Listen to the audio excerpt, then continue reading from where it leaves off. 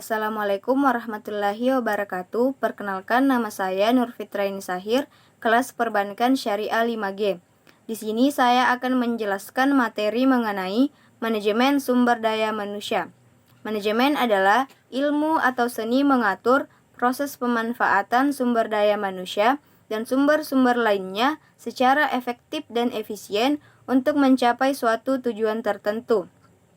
Unsur-unsur manajemen yaitu manusia, uang, cara, alat, bahan baku, dan pasar. Selanjutnya, perencanaan sumber daya manusia adalah proses peramalan yang sistematis menghubungkan kebutuhan sumber daya manusia sebuah perusahaan dengan rencana strategisnya untuk memastikan bahwa tenaga kerjanya memadai, kompeten, berkualitas untuk mencapai tujuan organisasi. Dalam sistem perencanaan sumber daya manusia, ada 4 kegiatan yang saling berhubungan dalam sistem perencanaan tersebut. Yang pertama, inventarisasi persediaan sumber daya manusia.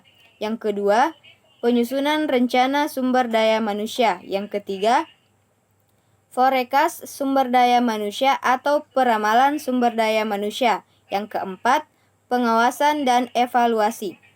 Tujuan perencanaan sumber daya manusia, yang pertama memastikan ketersediaan lead time untuk melatih sumber daya tambahan. Yang kedua, menjaga kualitas dan kuantitas sumber daya manusia.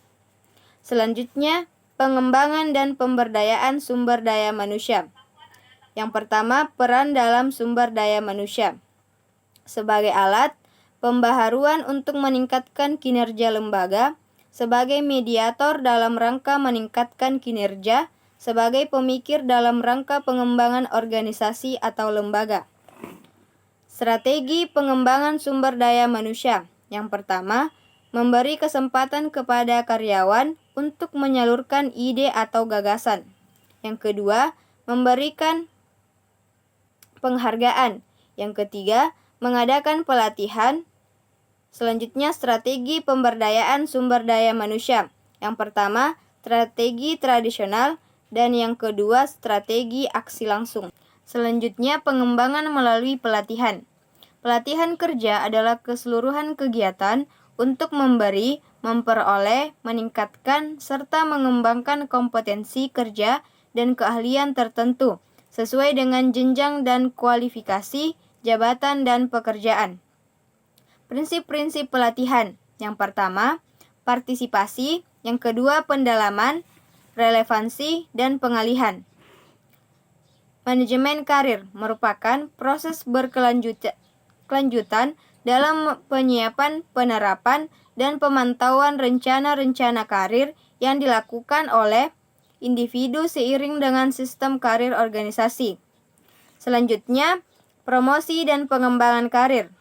Promosi adalah pemindahan karyawan dari suatu posisi atau jabatan ke posisi atau jabatan lebih tinggi dengan gaji, fasilitas, tanggung jawab, dan peluang lebih besar. Pengertian pengembangan karir adalah proses pelaksanaan atau implementasi perencanaan karir. Pengembangan karir pegawai bisa dilakukan melalui 2 jalur, yakni melalui pendidikan dan pelatihan atau diklat, dan melalui non-diklat.